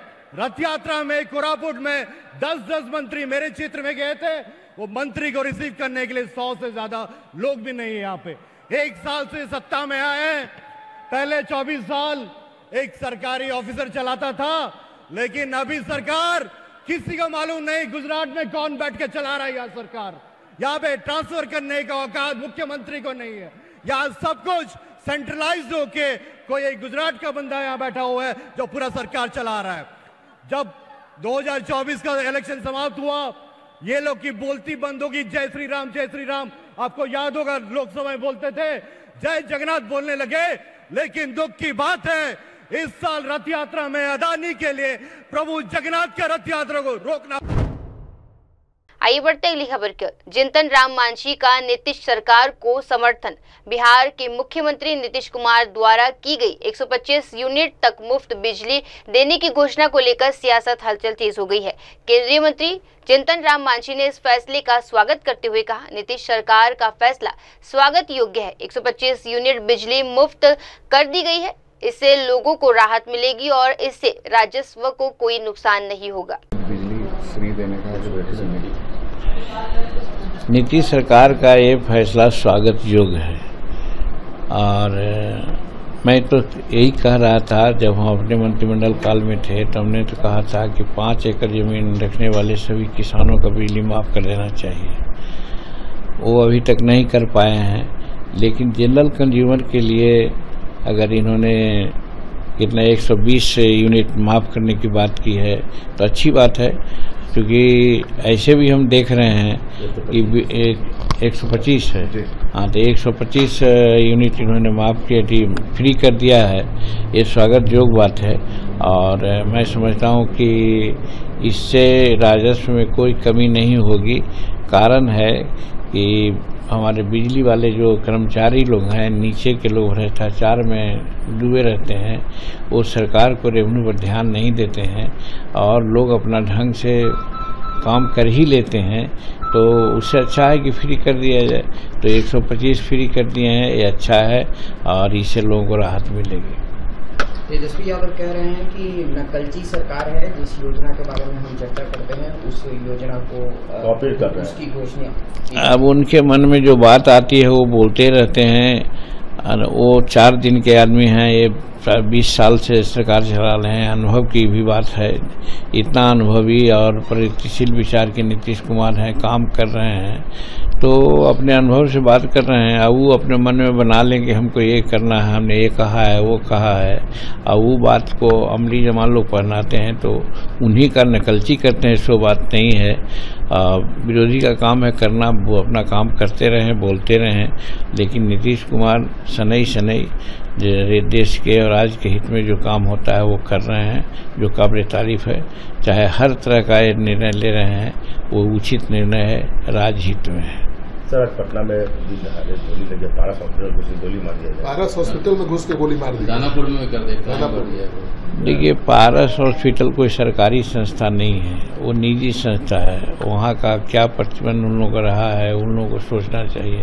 अब घुस करके मारा है तो किसी साधु को नहीं मारा है, आपस में गैंगवार का मामला है। वो लोग तो कहीं भी कुछ कर ले सकते हैं। सरकारी महकमे में, सरकारी अस्पताल में रहता है, अगर बात होती तो मैं कर सकता हूँ, लेकिन उसके बावजूद भी घटना घटी है। आप देखें कि चाहे जो भी घटना घटी है उसकी त्वरित कार्रवाई होती है। और अब तो नीतीश कुमार जी ने एक नया आयाम शुरू कर दिया है कि जो ऐसे कल्प्रिट होते हैं उनको ठोक दिया जाता है, उनको इनकाउंटर कर दिया जाता है। तो आप देखिएगा, बहुत लोग इनकाउंटर के चक्कर में पड़ेंगे। तो हम समझते हैं कि भय उत्पन्न होना चाहिए और उत्पन्न हो रहा है। ये एक्सीडेंटल है कि वहाँ कर लिया, इसमें पारस को चाहिए था अपना उसका सुरक्षा व्यवस्था चुस्त रखना चाहिए था। सिर्फ वो लोग पैसा लेते हैं, मरीजों से काफ़ी पैसा उगाते हैं, उनकी सेवा और उनका सुरक्षा पर ध्यान नहीं देते हैं। ये स्पष्ट होता है कि उनको सावधान रहना चाहिए था। Sir, Lalan Singh mutton party दी है, इस पर आरजेडी बोल रहा है कि पिछले साल मछली खाए थे। सावन में मटन पार्टी, सावन में ललन सिंह। तो क्या इसमें फ़र्क पड़ता है? सावन और भादों से क्या पड़ता है? जो मछली खाने वाले होते हैं, मीट खाने वाले होते हैं, सावन में सस्ता होता है, इसलिए हम लोग तो अपने खुद खूब खाते हैं, इसलिए दिए हैं पार्टी। तो अच्छी बात है, इसमें चर्चा की क्या बात होनी चाहिए। राजद वाले बोल रहे हैं कि उनको बोलते थे कि मछली खा रहे हैं, नवरात्र में मछली खा रहे हैं। अब कौन कहाँ बोले हैं उसकी जानकारी हमको नहीं है, लेकिन सावन में इन्होंने पार्टी दी है तो मैं समझता हूँ कोई गलत नहीं है। बहुत लोग सावन में मीट खाते हैं, बहुत लोग नहीं खाते हैं। ऐसे भी बहुत लोग इतवार को, एकादशी को नहीं खाते हैं। इसका मतलब ये नहीं है कि एकादशी को अगर कोई पार्टी दे दिया तो चर्चा का विषय बन जाए। उसी प्रकार से सावन में बहुत लोग नहीं खाते हैं और मीट और मछली का पार्टी हो गई तो इस चर्चा। सर, राजस्थान के हैं बीजेपी के जो वहाँ के प्रभारी, उन्होंने बोला कि राजीव गांधी ने एक रोबोट मंत्री, मुख्यमंत्री, प्रधानमंत्री दिया था मनमोहन सिंह के बारे में। अभी हमको जानकारी नहीं है कौन कहाँ बोला है, उसके बारे में रिएक्शन देना उचित नहीं है। इसके अध्ययन कर लेंगे तो हम इस पर बात करेंगे। आइए बढ़ते अगली खबर की ओर। इंदौर फिर बना भारत का सबसे स्वच्छ शहर। स्वच्छ भारत मिशन के तहत केंद्र सरकार द्वारा जारी स्वच्छ सर्वेक्षण 2024 से 2025 में इंदौर ने लगातार 8वीं बार देश के सबसे स्वच्छ शहर का खिताब अपने नाम किया है। दूसरे स्थान पर सूरत और तीसरे पर नवी मुंबई रहा। इस अवसर पर आज राष्ट्रपति द्रौपदी मुर्मू ने विजेता शहरों को पुरस्कार प्रदान किए।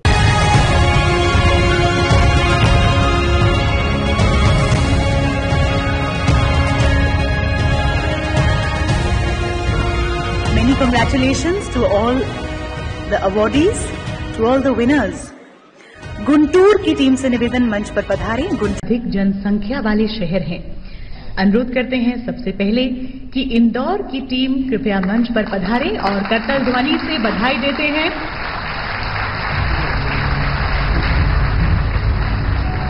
सुपर स्वच्छ लीग की पहली श्रेणी, सबसे पहला नाम इंदौर। बहुत बहुत शुभकामनाएं, बधाई।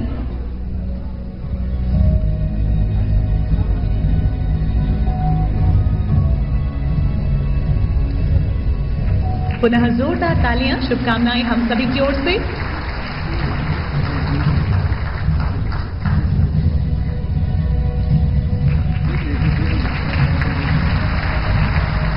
अब हम सूरत की टीम से निवेदन करते हैं कि कृपया। आइए बढ़ते अगली खबर की ओर।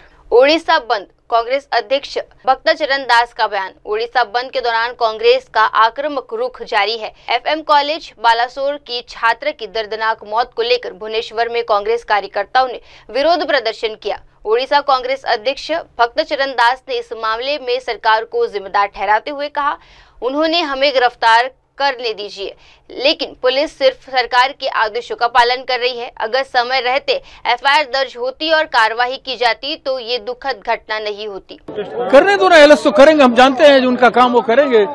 पर पुलिस है, सरकार जो आदेश देगा वही करेंगे। यही तो मैं कह रहा हूँ। एमपी, एमएलए, मंत्री, मुख्यमंत्री क्यों नहीं कहा आईआईसी को कि एफआईआर करो? क्यों एमएलए ने फोन किया आईआईसी को और एसपी को कि एफआईआर नहीं करना चाहिए? क्यों? ये बीजेपी का साजिश है उस बच्ची को मारने का, ये हम कह रहे हैं। एक सीधी सी बात थी, एक एफआईआर हो गया होता और पुलिस एक्शन हो गया होता, ये सब नहीं हुआ होता, ना ओडिशा बंद होता, ना वो सब करते। एक एफआईआर का कितना महत्व है वो मैं दिखाना चाहता हूं। एक एफआईआर नहीं होने से क्या होना चाहिए वो मैं एहसास दिलाना चाहता हूं एफआईआर करने वालों को और सत्ता में बैठने वालों को। एफआईआर का मीनिंग समझना चाहिए। कौन कर रहा है? एक बच्ची कर रहा है। क्यों कर रहा है? महिला जब निर्यातित होता है पुलिस के पास आता है, उसमें फंडामेंटल ड्यूटी है कि एफआईआर करो, उसके बाद कार्रवाई करो। मांग क्या है? आगे कैसे लड़े हो? मांग है जो दोषी एफआईआर नहीं किया आईआईसी और जो एसपी एफआईआर नहीं किया नेताओं की बात में आके, और जो नेता एमएलए जिम्मेदार है, जो एमपी जिम्मेदार है, जो एजुकेशन मंत्री जिम्मेदार है, इनको डिसमिस करो, पार्टी से निकालो। नहीं तो मोहन माझी कल आप इस्तीफा करो, नहीं तो हम आपका इस्तीफा मांगेंगे कल से। लड़ाई जो शुरुआत है, हमारा लड़ाई में कभी अंत नहीं होता है। महिलाओं को लड़ाई शुरू किए और चल रहा है। आइए बढ़ते अगली खबर की ओर। सूरत को स्वच्छता में दूसरा स्थान। स्वच्छ सर्वेक्षण 2024 से 2025 में सूरत ने देश भर में दूसरा स्थान हासिल किया है। इस उपलब्धि पर गुजरात के गृह मंत्री हर्ष संघवी ने खुशी जाहिर करते हुए कहा कि ये सिर्फ एक शहर नहीं, पूरे गुजरात के लोगों की जीत है। उन्होंने कहा, गुजरात के लोगों ने मिसाल की ये उपलब्धि हासिल की है। मैं उन सभी को बधाई देना चाहता हूँ जो उस दिन रात दिन मेहनत कर और हमारे शहर को स्वच्छ बनाए रखे। आज गुजरात के बनासकांठा जिले में दाता तालुका के मोटा पिपोदरा गांव में 14 साल पहले 29 परिवार 300 लोग ये क्षेत्र के कुरिवाजों के कारण ये गांव उनको छोड़ना पड़ा। आज गुजरात के बनासकांठा पुलिस द्वारा खासतौर पे कानूनी किताबों को बाजू में रख के सोशल पुलिसिंग एवं दिल की किताबों को जोड़ने का काम किया है और आज का दिन ये क्षेत्र के लिए सबसे बड़ा और ऐतिहासिक दिन है। वही 29 परिवार एवं 300 लोगों को आज दोनों समाजों को प्यार से इकट्ठा करके पिछले कई सालों से जो दुश्मनावट थी वो खत्म करवा के आज वही समाज उनके स्वागत के लिए और सभी परिवारजनों का स्वागत करके आज पुलिस द्वारा सामाजिक दृष्टि से पक्के घर बनवाए गए।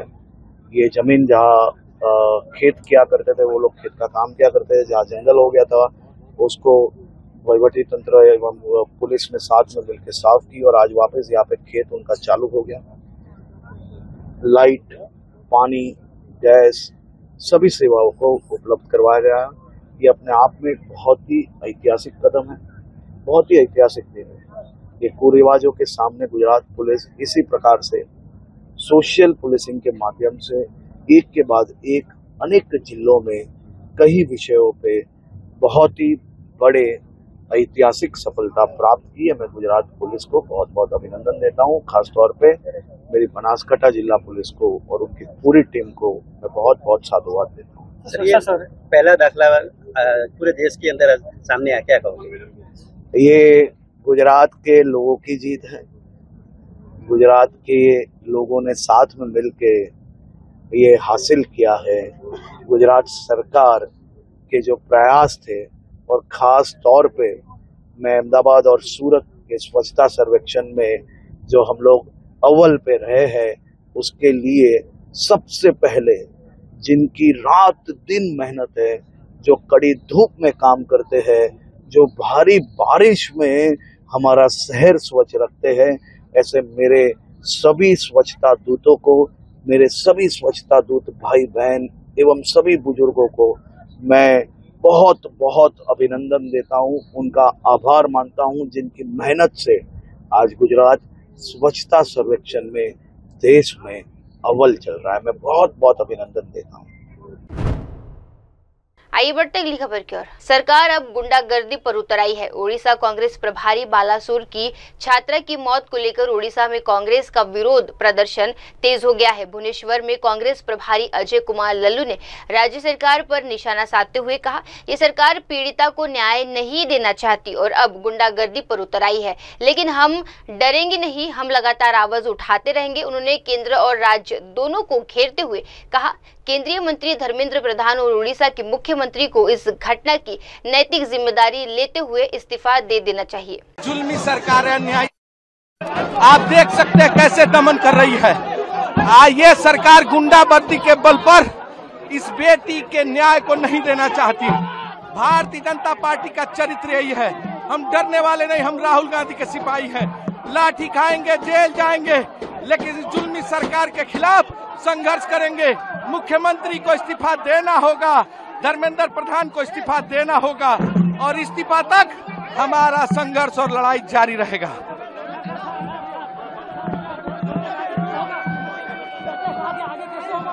हम लड़ाई लड़ेंगे, हम दबने वाले नहीं, डरने वाले नहीं। हमारे नेता आदरणीय राहुल गांधी ने कहा है, जुल्म जातीय अन्याय के खिलाफ हमें संघर्ष करना है।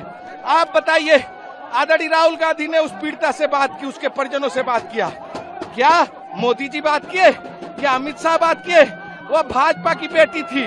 जो लोग अपनी बेटी को न्याय नहीं दिला सकते, ऐसे लोगों को सरकार पर बने रहने का कोई नैतिक अधिकार नहीं है। मुख्यमंत्री इस्तीफा दो, शिक्षा मंत्री इस्तीफा दो, हम लड़ेंगे और अंतिम दम तक संघर्ष करेंगे।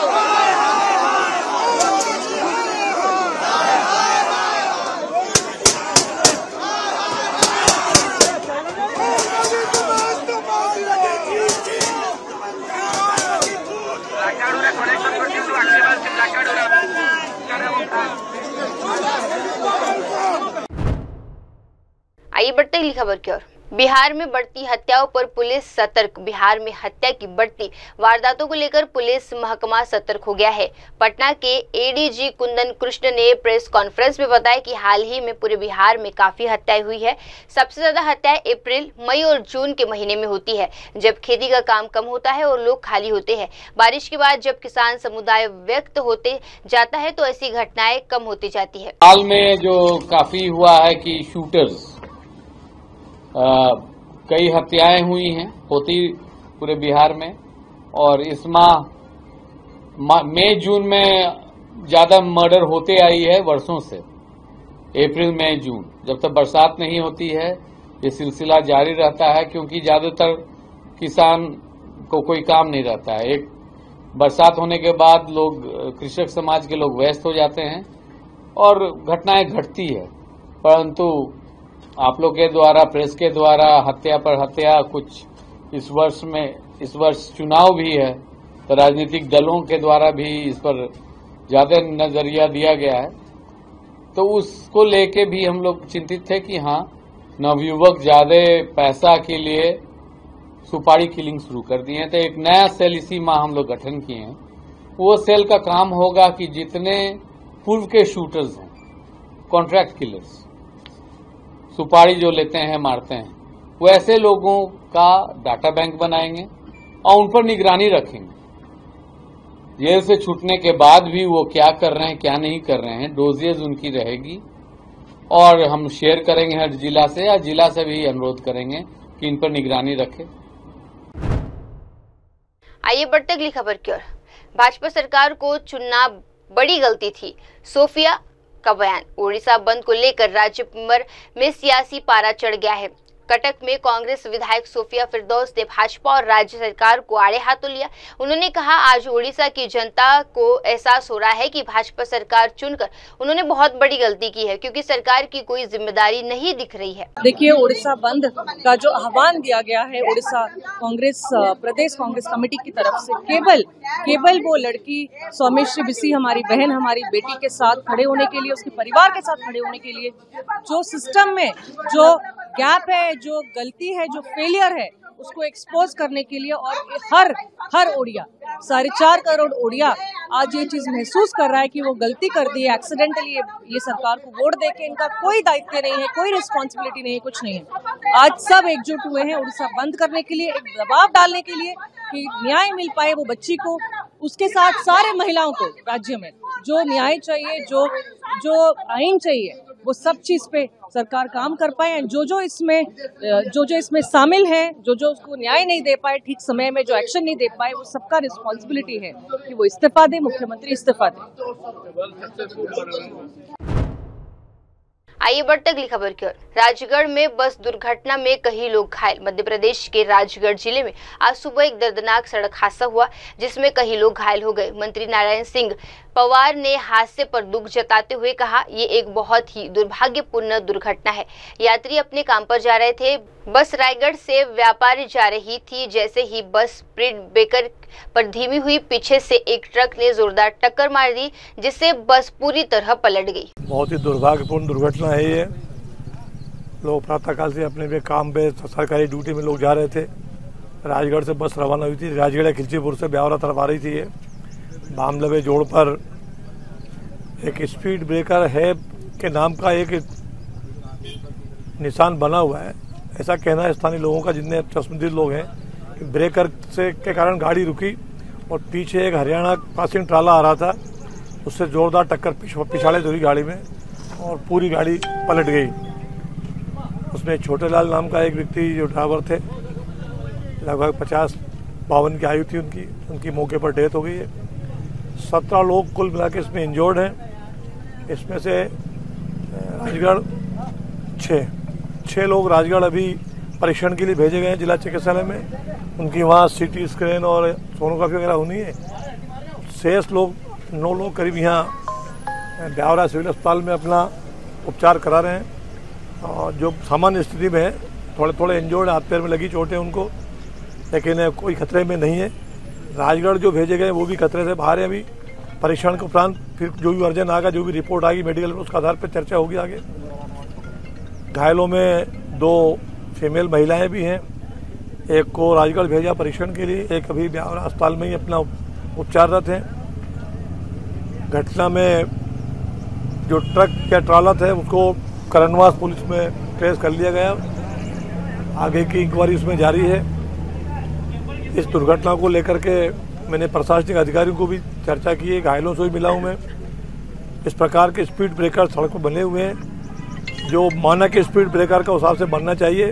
इन आज ही एसडीएम का तत्काल NHAI के अधिकारी को संपर्क करें, बात करें, नहीं मानते के खिलाफ पुलिस FIR कराएं। रोज दुर्घटना उस प्रकार की हो रही है, इसलिए भले ही NHAI के ऊपर स्पीड ब्रेकर बनाना मना है, लेकिन हमारे जिले में कई सारे ब्लैक स्पॉट हैं। पिछले दिनों हमारे आगरे में माननीय कलेक्टर साहब ने और जिला प्रशासन के SP वगैरह ने चर्चा की है NHAI अधिकारियों को बुला करके, उसके बाद भी सुधार नहीं हुआ है। इन्हें कहा है आज ही तत्काल तलब करें उनको। शासकीय और स्पीड ब्रेकर जो मानक है नेशनल हाईवेज पे, उस मानक के हिसाब से जेब्रा कट बने, दूर से लंबे स्पान वाले ब्रेकर बने ताकि दूर से अलर्ट हो जाए हमारे व्हीकल्स ऑपरेटर जो है। इस प्रकार की घटनाएं दोबारा ना हो, ईश्वर करे सबको सुरक्षा मिले सड़क पे चलते हुए। सरकार की ओर इतना ही कहना चाहूँगा कि इस घटना पे बहुत ही दुख प्रकट करता हूँ मैं। घायलों को अच्छा उपचार मिले, जरूरत पड़ेगी तो भोपाल को रेफर कराएंगे। अभी इस व्यक्ति की मृत्यु हुई है ड्राइवर की, वो उनका 100 परीक्षण अभी हो रहा है। उनको अंत्येष्टि के लिए मैंने भी SDM को बोला 5000 रुपये की राशि तत्काल उनको उपलब्ध कराएं। अगर घायलों को जरूरत लगेगी तो उसकी भी हम सहायता उपलब्ध कराएंगे। माननीय कलेक्टर साहब से बात कर रहा हूँ मैं, जैसे भी संभव होगा हर संभव उनका इलाज अच्छे से अच्छा किया जाएगा। ईश्वर से कामना करते हैं कि उनकी जल्दी स्वास्थ्य उनका स्वच्छ सुलभ हो और वो अपने दिनचर्या कर सकें। इस घटना का पूरे क्षेत्र में शोक के लिए एक प्रकार से नहीं होना चाहिए ऐसी घटनाएं। हमारा प्रशासन सब लगा हुआ है इसमें सारी व्यवस्थाओं में। पहले भी रहेगी।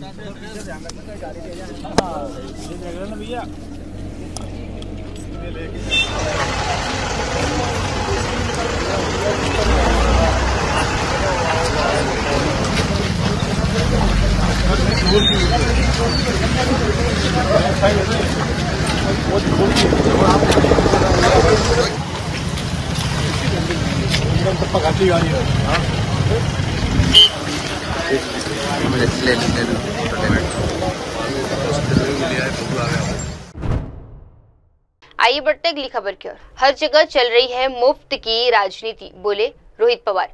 बिहार में 125 यूनिट तक मुफ्त बिजली देने की घोषणा को लेकर सियासत गर्मा गई है। अब महाराष्ट्र से भी इस पर तीखी प्रतिक्रिया आई है। शरद पवार गुट के विधायक रोहित पवार ने इस स्कीम पर सवाल उठाते हुए कहा, दिल्ली और महाराष्ट्र चुनाव के बाद अब हर जगह मुफ्त की राजनीति हो रही है। लगता है बिहार ने भी यही सोच अपना ली है।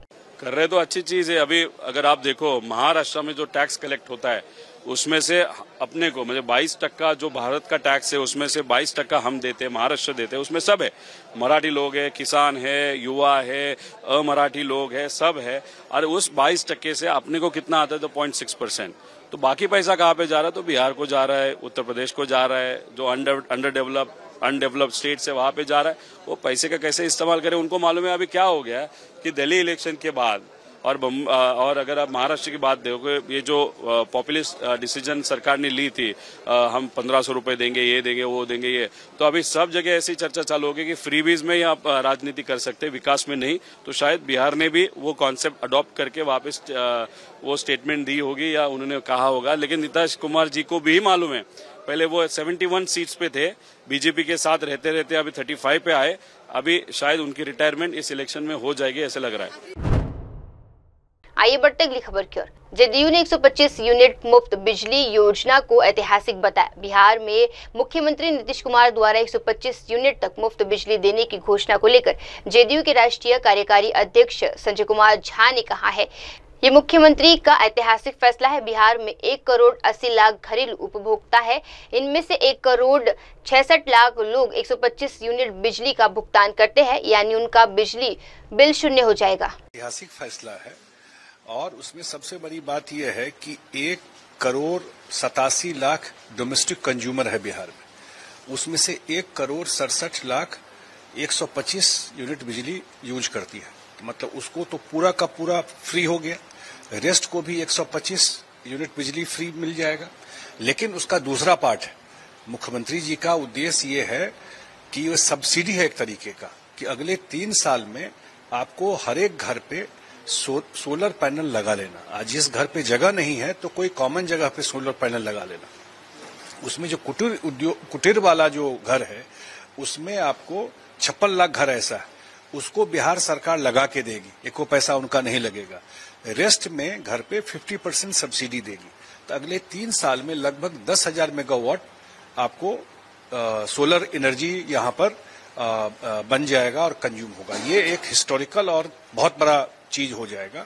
लेकिन आज के डेट में क्योंकि नीतीश कुमार जी को जब सरकार चलाने का मौका मिला तो यहाँ तो 6 घंटा 8 घंटा बिजली नहीं रहता था। 20-22% घर में ही बिजली कनेक्शन था और आज 100% घर में बिजली कनेक्शन है। 22 से 24 घंटा बिजली मिलता है। 700 मेगावाट बिजली का होता था, कंज्यूम होता था 2005 में। आज 8,500 मेगावाट बिजली का खपत है बिहार में। तो इसका और एक समय तो उन्होंने यहां तक कहा था कि अगर मैं बिजली नहीं पहुंचा पाया तो वोट मांगने नहीं आऊंगा, और बिजली पहुंचा के वोट मांगने लोगों से आए थे। तो मेरे ख्याल से बहुत बड़ा स्टेप है और इससे खास करके गरीब में, गांव में लोगों को बहुत फायदा होगा, क्योंकि मैक्सिमम लोगों का बिजली अब फ्री हो गया।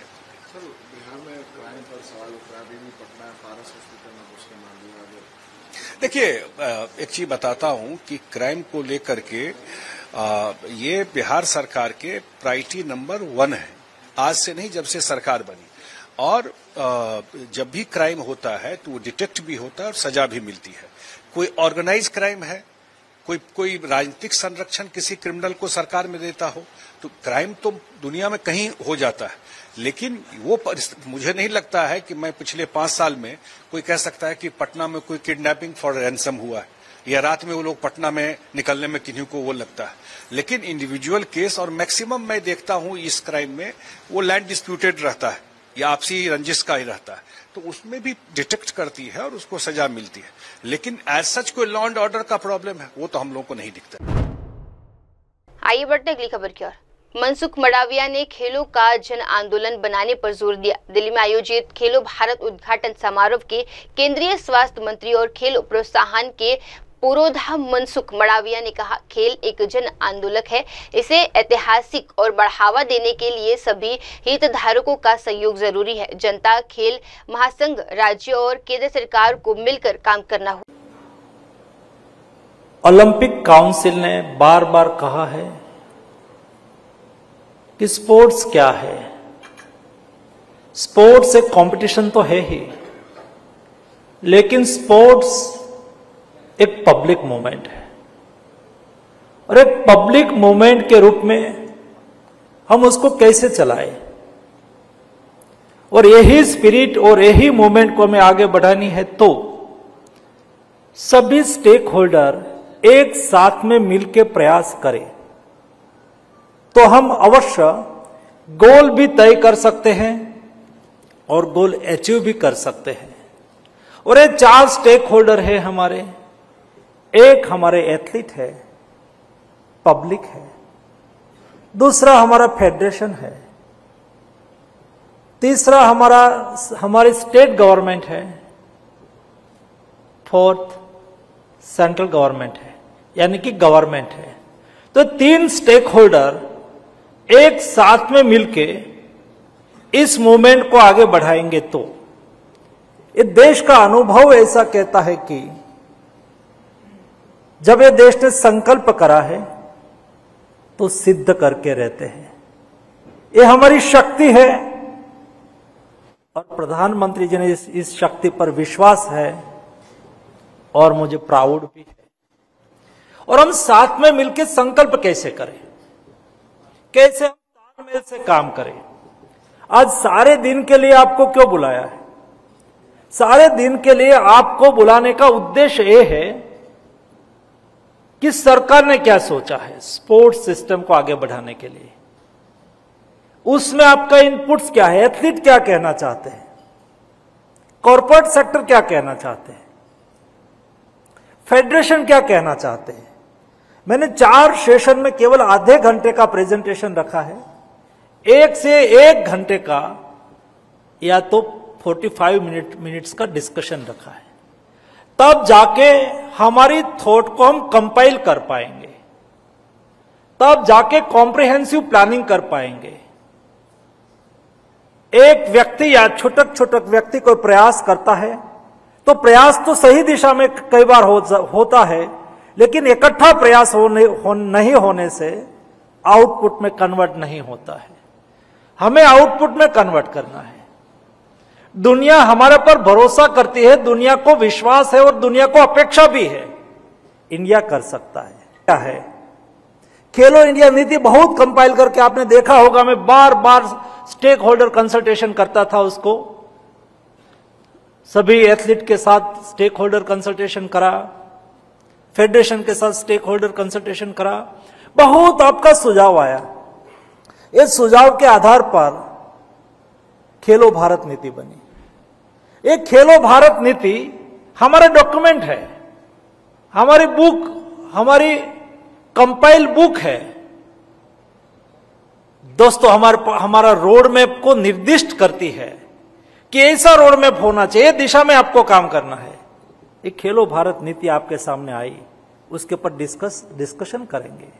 उनके बाद उसमें एक दूसरा पहलू है, जब आपको रिफॉर्म करना है तब सीरीज में reform, step by step reform करना होता है। उसका फर्स्ट पार्ट था कि हम खेलो भारत नीति लाए। एक खेलो भारत नीति को इंप्लीमेंट करने के लिए उसका एक पहलू था कि हमें गुड गवर्नेंस लाना है, दोनों तरह से, फेडरेशन में भी गुड गवर्नेंस लाना है, गवर्नमेंट की साइड से भी गुड। अब वक्त हो चला है दर्शकों छोटे से ब्रेक का। ब्रेक के बाद भी जुड़े रहिए, देखते रहिए देश और दुनिया की तमाम बड़ी खबरें MNS न्यूज टीवी पर। धन्यवाद। हाय हेलो नमस्कार, मैं हूं पंकज विष्णु और आप देख रहे हैं MNS न्यूज। आप देख रहे हैं MNS न्यूज, सच जरूर।